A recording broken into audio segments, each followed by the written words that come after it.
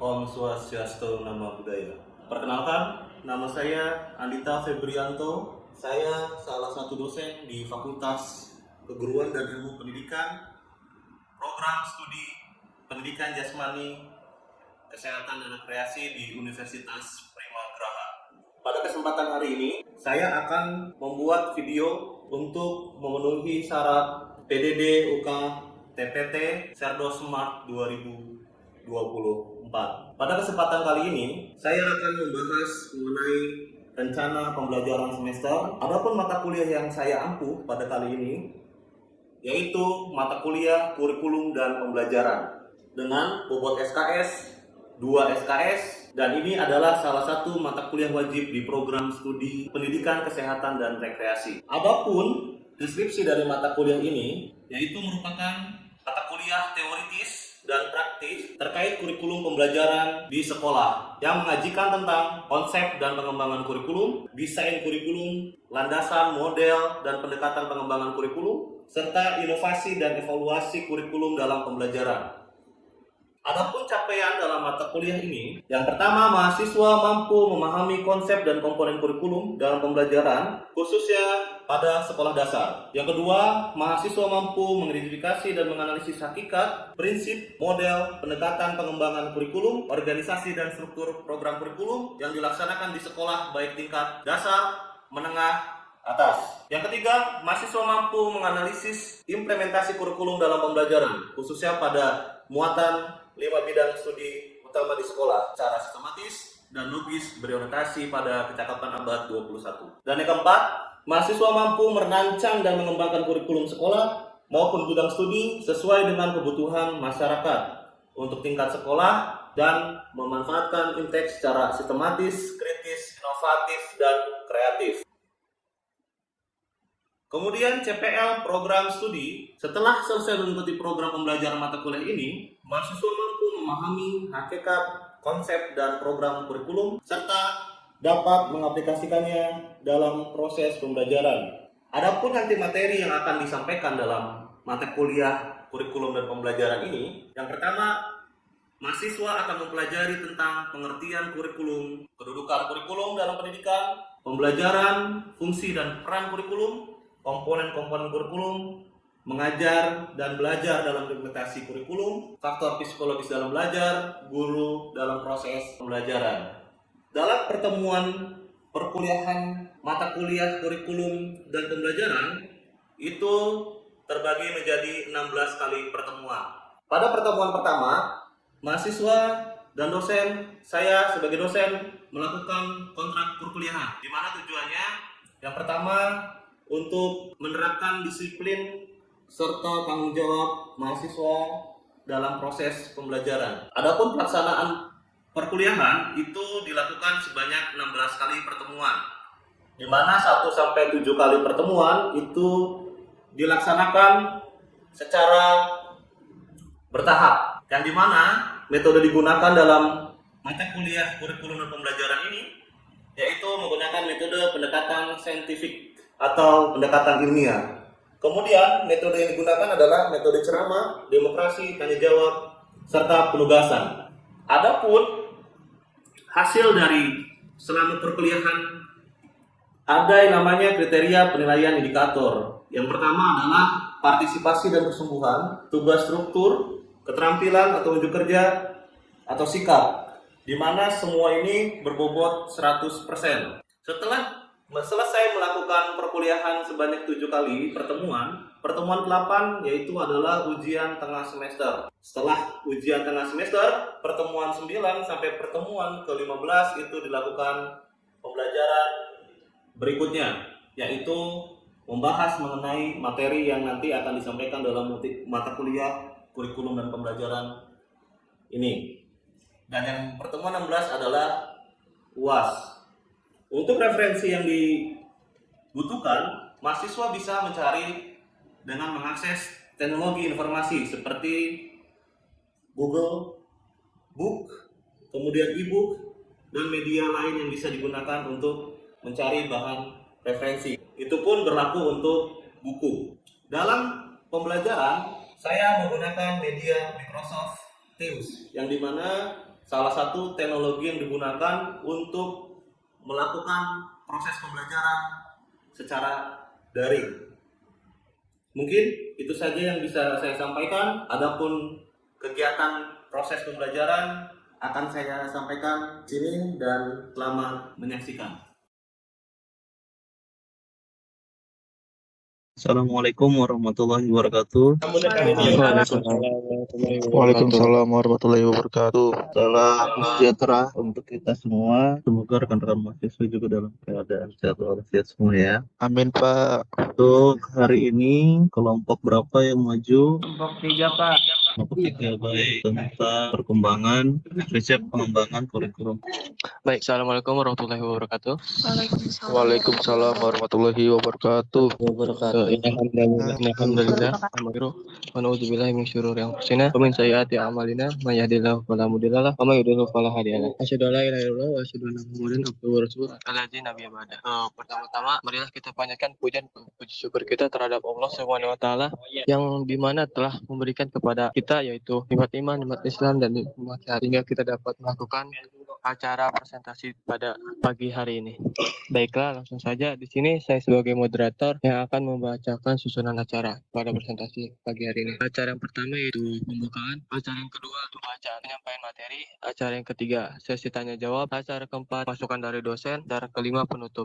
Baiklah, di sini saya akan izin memperkenalkan diri dari kelompok kita. Di kelompok kita yang pertama ada Kak Mario, yang kedua ada Kak Muhammad Effendi, yang ketiga ada Kak Rido Akhirul Zaman, yang keempat Muhammad Akes, yang kelima Muhammad Ramadhani Akbar. Baiklah, menginjak acara yang pertama itu pembukaan. Marilah kita buka acara ini dengan mengucapkan basmalah. Bismillahirrahmanirrahim. Bismillahirrahmanirrahim. Baik, menginjak acara selanjutnya itu penyampaian materi yang akan disampaikan oleh Kak Rido. Kepadanya saya persilahkan. Oke, terima kasih Kak Dani. Di sini saya akan membacakan materi yang pertama, prinsip pengembangan kurikulum. Pembelajaran dan pengajaran formal sejatinya membutuhkan kurikulum yang tepat. Inilah mengapa prinsip pengembangan kurikulum harus dipahami secara benar untuk membuat kurikulum yang berkualitas dan bermanfaat. Lanjut Kak Dani. Oh, itu yang gagalnya Kak Yayan, Kak Rido. Oh, iya Kak Yayan, lanjut. Tujuan pengembangan kurikulum, mengoptimalkan pembelajaran. Kurikulum berkualitas dapat membantu meningkatkan kualitas pembelajaran dan pengajaran, memperhatikan aspek kognitif dan afektif. Kurikulum yang dirancang dengan baik harus memperhatikan aspek kognitif dan afektif siswa. Lanjut Kak Yayan. Prinsip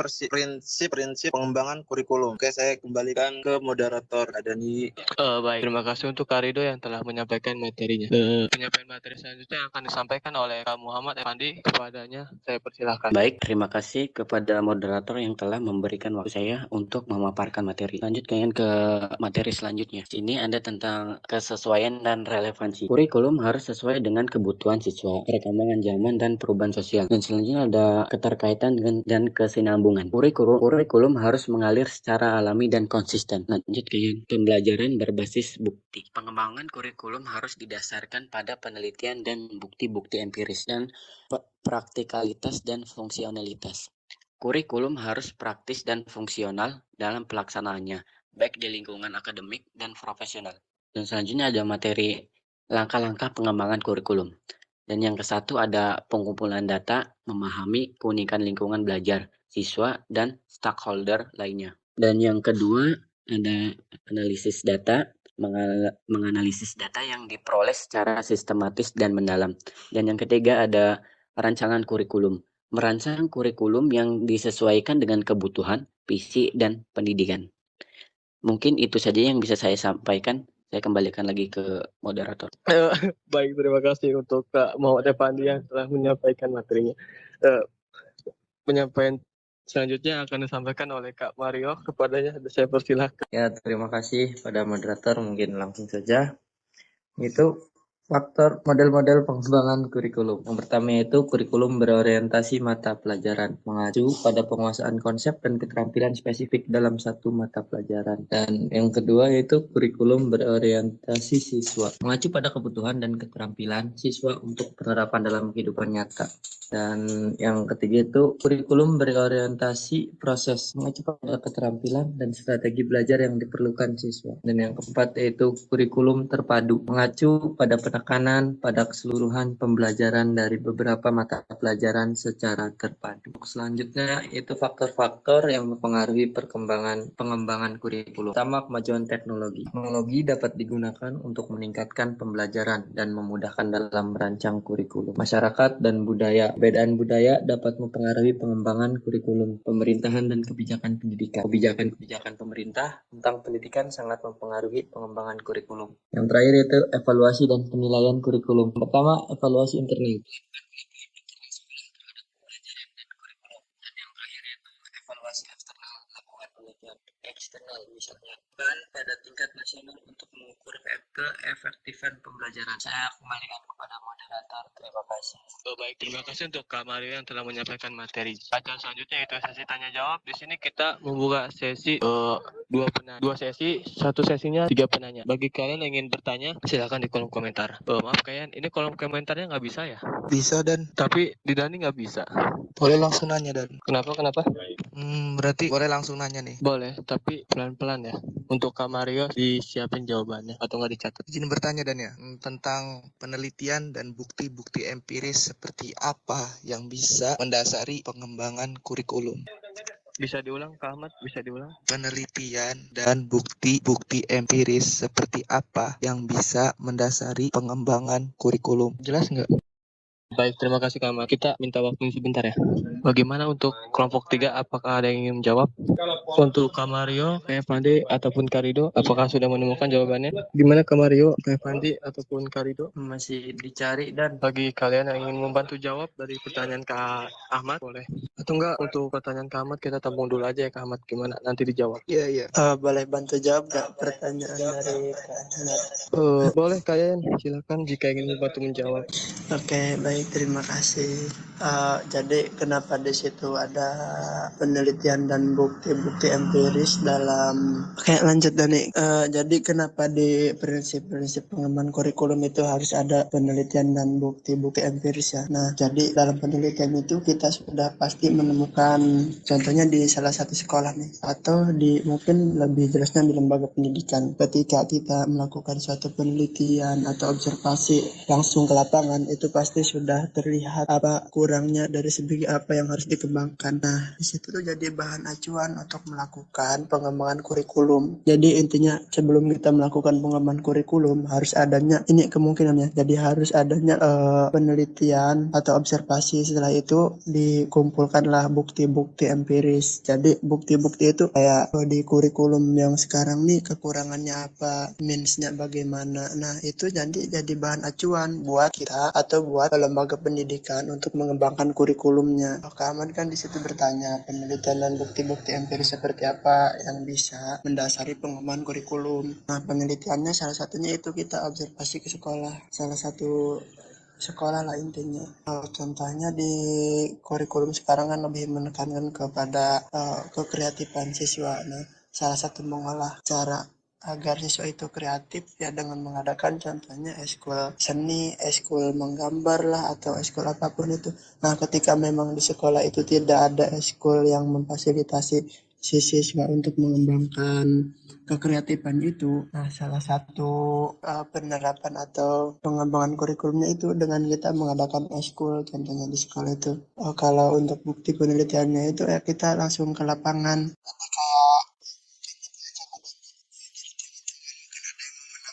Baik, terima kasih untuk Kak Yayan.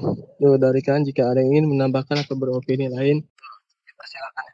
Untuk Kak Ahmad gimana atas jawaban dari Kak Yayan? Lumayan, tapi masih kurang puas. Baik, terima kasih. Punten Kak Ahmad, kalau menurut Kak Ahmad nih, bukti atau penelitian empiris yang bisa, kalau menurut Kak Ahmad nih, penelitian dan bukti-bukti kita untuk bisa mengembangkan kurikulum. Saya kan nggak tahu ya, makanya saya bertanya.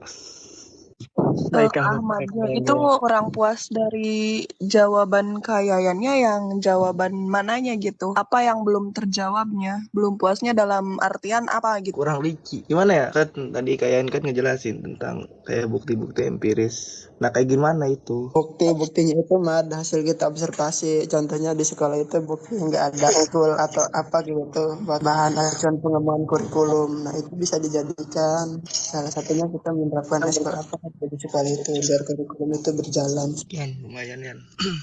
Gimana Kak Ahmad? Lumayan dan. Baik, terima kasih untuk Kak Ahmad. Di sini ada yang bertanya lagi untuk Kak Nasir. Kak Nasir bertanya, apa langkah pengembangan kurikulum, tolong jelaskan. Betul ya Kak Nasir ya? Kak Mario, Kak Pandi, Kak Rido, gimana? Ingin dijawab tidak? Maaf Kak Dani, mau nanya Kak.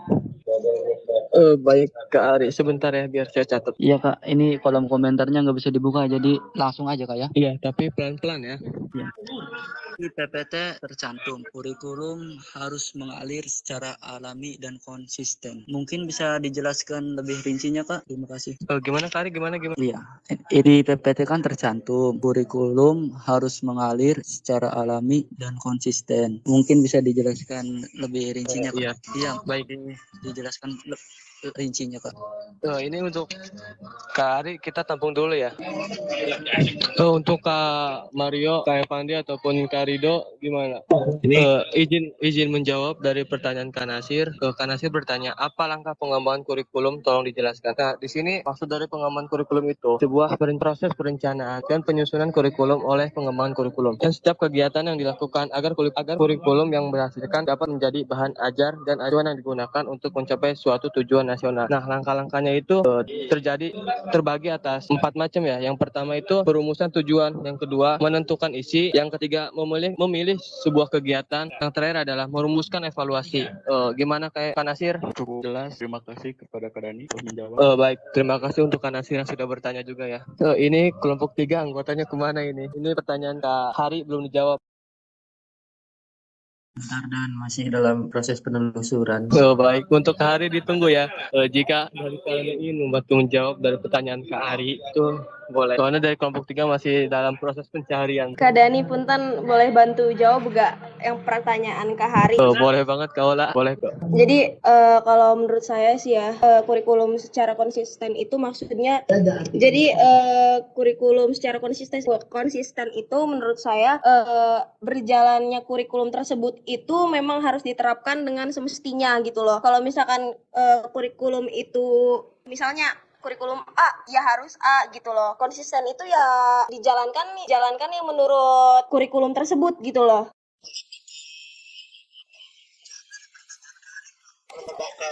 Boleh kayak ya. Sebelum kita ke pertanyaan kalian, kita harus tahu dulu kurikulum tadi harus mengalir dan secara konsisten. Mengalir artinya itu berjalan. Nah, sedangkan konsisten tetap dan tidak berubah-ubah atau selaras dan sesuai. Nah, makanya dari itu tadi kurikulum harus mengalir dan konsisten. Mengalir dalam artian berjalan, dan kurikulum itu juga harus konsisten, jadi harus berubah-ubah, harus selaras dengan apa yang sudah dicantumkan dalam kurikulum, dalam asas kurikulum tersebut. Intinya kurikulum itu harus berjalan dengan konsisten atau semestinya secara garis besar, tidak harus berubah-ubah. Mungkin seperti itu. Terima kasih. Gimana Kak Hari? Terima kasih untuk Kak Ola dan Kak Yana telah membantu menjawab atas pertanyaan dari Kak Hari. Untuk Kak Hari, bagaimana atas jawabannya? Alhamdulillah udah cukup jelas Kak Dani. Terima kasih kepada Kak Yayan dan Kak Ola yang sudah menjawab. Baik, terima kasih untuk Kak Hari ya. Untuk moderator, Bapak boleh izin masuk atau tidak? Baik Pak, dipersilakan boleh. Baik, terima kasih untuk kelompok ini. Sebelumnya, kelompok ini mencangkup beberapa materi, tapi di luar konteks dari submateri ya sebetulnya. Karena submaterinya harusnya tentang membahas prinsip-prinsip pengembangan kurikulum saja. Tidak harus ada yang evaluasi, kemudian model, dan lain sebagainya. Baik, Bapak sedikit menambahkan saja ya. Dalam prinsip pengembangan kurikulum itu terdiri dari 2 kelompok. Yang pertama itu prinsip pengembangan secara umum dan prinsip secara khusus ya pengembangan kurikulum tersebut. Di mana prinsip pengembangan secara Kurikulum secara umum itu terdiri dari prinsip relevansi. Nah, prinsip relevansi ini mengacu kepada kurikulum yang dilihat dari aspek internal dan eksternal. Di dalamnya itu meliputi dari komponen kurikulum. Yang pertama adalah tujuan, kemudian bahan strategi, organisasi, dan evaluasi. Setelah itu, fleksibilitas. Nah, fleksibilitas di sini adalah tujuannya untuk menyesuaikan berdasarkan situasi dan kondisi tempat dan waktu yang selalu berkembang secara kemampuan dan latar belakang siswa. Jadi, peran kurikulum di sini sangat penting terhadap pengembangan atau perkembangan siswa untuk menjadi prinsip yang fleksibel. Harus benar-benar perhatikan sebagai penunjang untuk peningkatan mutu pendidikan. Yang ketiga adalah prinsip kontinuitas, di mana adanya kesinambungan dalam kurikulum baik secara vertikal maupun secara horizontal. Pengalaman belajar yang disediakan di kurikulum itu harus memperhatikan kesinambungan baik yang di tingkat kelas, antar jenjang pendidikan maupun antar jenjang pendidikan dan jenis pekerjaan. Yang keempat, prinsip efisiensi. Ini peran kurikulum dalam ranah ini sangat penting juga karena bahkan vital dalam proses pembelajaran. Di mana prinsip ini itu harus mencakup segala hal dalam perencanaan pembelajaran agar lebih optimal dan efektif. Karena apa? Yang pertama adalah program pembelajaran ini atau prinsip ini berupaya untuk diperlukan untuk pengembangan kurikulum yang bisa dapat memanfaatkan sumber daya pendidikan yang ada secara optimal, cermat, dan tepat sehingga hasilnya memadai. Nah, itu berkaitan dengan pertanyaan tadi yang kontinu yang berkelanjutan. Kemudian yang terakhir itu prinsip efektivitas, di mana prinsip ini juga perlu mempertimbangkan rencana program pembelajaran yang harus dicapai atau diimplementasikan. Dalam prinsip ini juga ada dua aspek yang perlu diperhatikan. Yang pertama adalah efektivitas mengajar guru, dan yang kedua adalah efektivitas belajar siswa. Kan berkaitan satu dengan yang lain. Kemudian yang kedua adalah prinsip secara khusus dalam pengembangan kurikulum. Yang pertama adalah prinsip penentuan tujuan pendidikan, di mana tujuan pendidikan ini mencakup tujuan yang bersifat umum dan khusus dalam perumusan tujuan pendidikan yang didasarkan pada sumber-sumber seperti ketentuan dan kebijakan pemerintah, kemudian survei mengenai persepsi masyarakat tentang kebutuhan mereka, yang ketiga survei tentang pandangan para ahli dalam bidang-bidang tertentu, dan yang terakhir survei tentang kualitas sumber daya manusia itu sendiri. Kemudian yang kedua adalah prinsip pemilihan isi pendidikan atau kurikulum. Dalam menentukan isi kurikulum ini juga harus dipertimbangkan yang bisa dapat dijadikan dasar acuan. Yang pertama yaitu adalah tujuan pendidikan ke dalam perbuat hasil belajar yang khusus dan sederhana. Yang kedua, isi bahan pelajaran harus meliputi segi pengetahuan, sikap, dan keterampilan yang kemarin kita bahas yaitu efektif, kognitif, dan psikomotor. Kemudian yang ketiga adalah prinsip pemilihan proses belajar mengajar, di mana dalam proses ini hendaknya memperhatikan hal-hal sebagai berikut: kecocokan metode, teknik belajar mengajar untuk mengajarkan bahan pelajaran, kemudian variasi metode atau teknik dalam proses pembelajaran yang berakibatkan untuk keaktifan metode ini mengaktifkan siswa dan mendorong pengembangannya secara bersinambungan atau berkelanjutan. Kemudian yang keempat adalah prinsip pemilihan media dan alat pengajaran. Ini juga sangat penting bagi pengembangan kurikulum, khususnya olahraga. Kegiatan ini di dalamnya adalah perencanaan dan inventaris seperti tadi alat media apa saja yang tersedia di sekolah tersebut. Kemudian perorganisasian alat juga dalam pembelajaran itu seperti apa, dan modul serta buku paket. Yang terakhir adalah prinsip berkenaan dengan penilaian. Ini berkaitan dengan evaluasi. Seperti itu Jadi untuk kelompok ini nggak apa-apa Bapak terima tetap, tapi nanti tolong diperbaiki Nanti untuk unsur di dalam itu harusnya membahas tentang prinsip-prinsipnya saja, tidak harus saya. Nah, ini ada berkaitan pertanyaan tadi berkaitan dengan Ahmad Nanhal Hadi. Nah, penelitian dan bukti-bukti empiris seperti apa sih yang bisa mendasari pengembangan kurikulum? Nah, teman-teman di sini juga harus tahu bahwa empiris itu dalam arti bisa diartikan sebagai kebutuhan.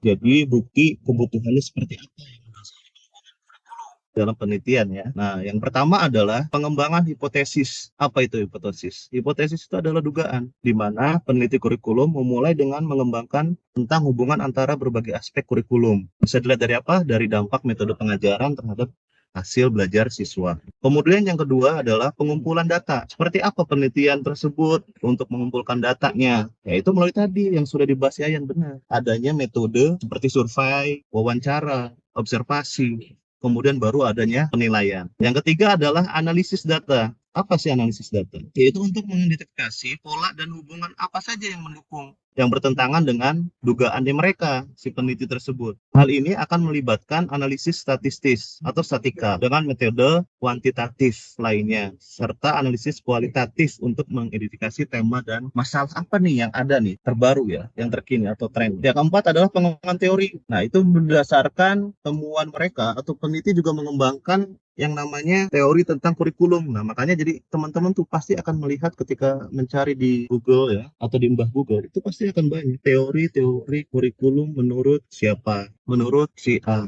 menurut si B, dan itu pasti akan berbeda-beda versinya. Dan artinya tetap fokusnya akan sama tentang pengembangan kurikulum, walaupun di dalamnya ada beberapa kata-kata yang mungkin dibikin ya modifikasi lah dan sebagainya. Yang terakhir adalah pengujian dan replika. Nah, kenapa harus diuji teori tersebut? Karena itu akan menjadi tambahan untuk memastikan validitas dan reliabilitasnya. Jadi sudah sejauh mana nih presentasinya ketika kurikulum itu harus dikembangkan seperti itu. Terima kasih moderator, Bapak kembalikan kembali kepada Baik, terima kasih untuk Pak Andita yang telah menambahkan sedikit lumayan banyak ya yang ditambahkan oleh Pak Andita. Terima kasih Bapak. ya sama-sama. Kawan-kawan, punten di sini masih ada yang bertanya nggak? Soalnya di kolom komentar saya nggak ada. Sudah Izin cukup. Lanjut saja, sudah cukup. Karena nanti ini di luar konteks nantinya. Oh baik Pak, berarti langsung ke acara Tutupan saja dan Pak, ya? kesimpulan. Ditutup. Kesimpulan yang nggak lupa Pak, nggak ditulis Pak. Ya udah, tadi yang Bapak ungkapkan coba disimpulkan. Silakan disimpulkan tadi hasil dari prinsip. Gimana? Blok gini lupa atau gimana tadi? Antara kesima ya, nggak Bapak semakin sedikit saya paparkan. Lupa Pak, soalnya lupa dicatat juga. Maaf Pak. Baik, kalau begitu Bapak ambil kesimpulan ya untuk presentasi kali ini. Jadi pengembangan tadi itu meliputi dari prinsip-prinsip, ada dua kelompok prinsip pengembangan. Yang pertama itu prinsip secara umum. Nah, isinya yang pertama adalah prinsip relevansi. Kemudian yang kedua adalah prinsip fleksibilitas. Yang ketiga itu prinsip kontinuitas. Yang keempat, prinsip efisiensi, dan yang kelima adalah prinsip efektivitas. Sedangkan untuk prinsip secara umum dalam pengembangan kurikulum itu meliputi dari yang pertama, prinsip penentuan tujuan pendidikan. Yang kedua, prinsip pemilihan isi pendidikan atau kurikulum. Yang ketiga, prinsip pemilihan proses belajar mengajar. Keempat, prinsip pemilihan media dan alat pengajaran. Dan yang kelima adalah prinsip berkenaan dengan penilaian. Jadi kesimpulannya adalah prinsip dalam pengembangan kurikulum itu tidak akan pernah lepas yang namanya dari bukti empiris atau penelitian dari orang yang akan meneliti atau mengembangkan kurikulum tersebut, khususnya di pemerintahan kita sendiri. Mungkin itu saja kesimpulan dari Bapak. Silakan untuk kelompok. Sebelumnya saya terima kasih lagi kepada Pak Andita yang telah menyampaikan kesimpulannya. Terima kasih Bapak. Acara selanjutnya itu penutup. Sebelum menutup, saya di sini perwakilan dari kelompok 3 mengucapkan mohon maaf sebesar-besarnya karena kurang persiapan dari kelompok 3. Jika ada kata-kata yang salah, jika ada kata-kata salah datangnya dari saya, kata-kata benar datangnya dari Allah Subhanahu wa taala. Baiklah, acara ini saya tutup. Sebelum acara tutup, mari kita lafadzkan lafaz hamdalah. Alhamdulillahirobbilalamin. Saya kembalikan kepada Pak Andita. Baik, terima kasih sudah menonton. Nanti tolong untuk persiapan minggu depan. Ya, walaupun nanti Bapak tidak bisa hadir, silakan dikondisikan saja. Dan Bapak ingatkan sekali lagi untuk tugas 2 hari ya, deadline-nya. Setelah itu Bapak tidak menerimanya. Jadi nanti silakan Baik, PJ, ya silakan PJ untuk dikumpulkan ke siapa PJ-nya? Yayan ya? Iya Pak. Oke, berarti nanti silakan Iya Pak, Yayan. berarti nanti silakan dikumpulkan di Yayan. Tapi tolong ya untuk kelompok ini nanti tolong dirubah untuk submaterinya karena tadi sudah bercabang berakar. Jadi maksud Bapak Iya Pak, baik Pak. Nanti saya rubah. ya, jadi maksud Bapak biar kita mengkerucut saja, tidak mengambil lahan submateri yang lainnya. Baik, Baik Pak. terima kasih untuk hari ini yang sudah bisa menyempatkan hadir. Bapak juga Bapak, ya. Oke. Cindy tadi hadir, tadi Klat masuk gara-gara kehabisan paket, tapi Cindy masuk dari semenjak sebelum presentasi mulai. Oke, nanti untuk minggu depan Bapak tidak ada toleransi ya. Kalau sudah kita on time, waktu jam 10:30 masuk, ya datang atau terlambat 5 menit, Bapak absen, setelah itu Bapak tidak menerima lagi ya. Ini Ya udah baik, jadi, terima kasih jadi Pak. perhatian semuanya. Baik, kurang lebihnya Bapak mohon maaf apabila ada salah kata. Bapak akhiri, wabillahi taufiq wal hidayah. Wassalamualaikum warahmatullahi wabarakatuh. Waalaikumsalam warahmatullahi wabarakatuh. Ya, Bapak, izin live ya Bapak. Terima kasih semuanya.